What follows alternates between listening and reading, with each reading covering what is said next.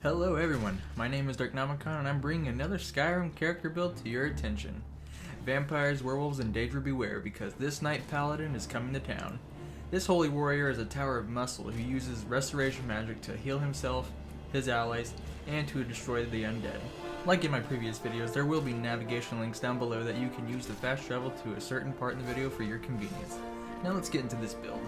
Since I can't choose to be a snow elf, the closest race to choose from would be the High Elves. High Elves gain a +5 boost to Conjuration, Destruction, Restoration, Alteration, and Enchanting, followed by a +10 to Illusion.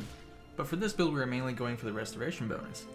High Elves also have the unique race power called Highborn, which allows them to regenerate 25% of the character's maximum magicka per second for 60 seconds. High Elves also start with a +50 to their magicka pool. Now let's talk about the standing stones that this build will be using. After leaving Helgen and arriving at the 3 standing stones, choose the Mage Stone to help level up your restoration skills. After leveling up for a while, go and grab the Lover Stone to help level up all your other skills 15% faster. Once you feel comfortable with where you're at via level and skills, go and grab the Atronach Stone so you can absorb any spells that are used against you and gain an extra 50 points to your magicka. But also keep in mind that your magicka regeneration will be 50% slower. Now let's talk about factions. The Knight Paladin is a fighter for the light and what's right. Any vampires, werewolves, and Daedra that come across this warrior of light's path will meet a swift and merciless end. You will join the Dawn Guard as soon as possible and bring down the tyranny that is Lord Harkon. You will also make your way to the Winterhold to join the college, so that way you can learn more about restoration magic. If you want to join other factions, I would recommend the Companions. Even though you despise them for being werewolves, you still sense the good in their hearts for helping others. Just make sure you get rid of the werewolf curse. Auriel wouldn't be pleased to have a member of her scene's rabid wolves fighting for the righteous. Alright, let's talk about the stats. As far as stats go, the Knight Paladin will have 50% in health, 30% in magicka, and 20% in stamina. Having 50% health makes sure the Paladin can take a hit, 30% magicka to heal himself, and lastly the 20% stamina is able to help keep the undead at bay. Next, let's take a look at the gear this Paladin of Auriel's Holy Army hoists into the dark battles yet to come. For the headpiece, we'll be wearing the Ethereal Crown, and with the Ethereal Crown you will be able to gain another Standing Stone ability, and we'll be choosing the Lord Stone, which grants you 50 points of damage resistance and 25% magic resistance, which is fantastic for blocking vampiric drain spells from vampires. Next on the gear list, we are going to be wearing a full set of enchanted Ancient Falmer armor. For the chest, we'll be adding Fortify Restoration and Magicka Regen, along with Resist Disease. The gauntlets, we will have Fortify Block and Fortify One-Handed, and lastly for the boots we will have Fortify Stamina Regen and Fortify Two-Handed.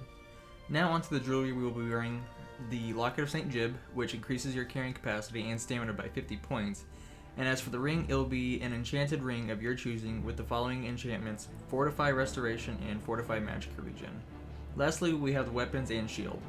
For this build, we will have an Elven Mace, the Dawn Guard Rune Hammer, which allows you to place a fire rune on any surfaces when you bash with the weapon, and Auriel's Shield, which allows you to store energy from oncoming attacks and then release the energy as an AoE explosion to knock back your enemies.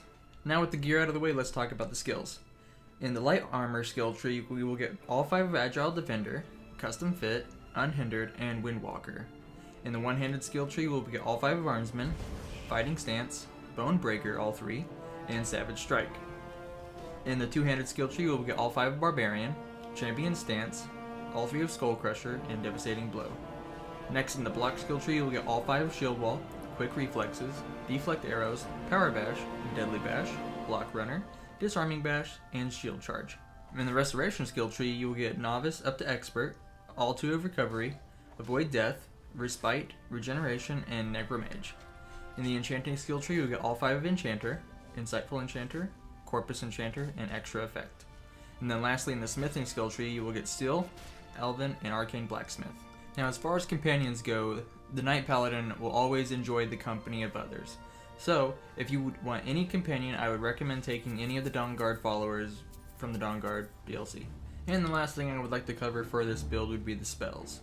Those would include Heal Other, Sunfire, Stendarr's Aura, Vampire's Bane, Circle of Protection, Grand Healing, and Turn Greater Undead. And that is it, the Knight Paladin. I would like to thank you for checking out my video, and I encourage you to subscribe and click on the little notification bell, that way you can be aware of new videos when they come out. I hope this build makes you want to play Skyrim again, and I would love to hear about what you thought about the build. Please leave a like or a dislike and comment below. Happy holidays, good luck with the new year, and I will see you in the next video.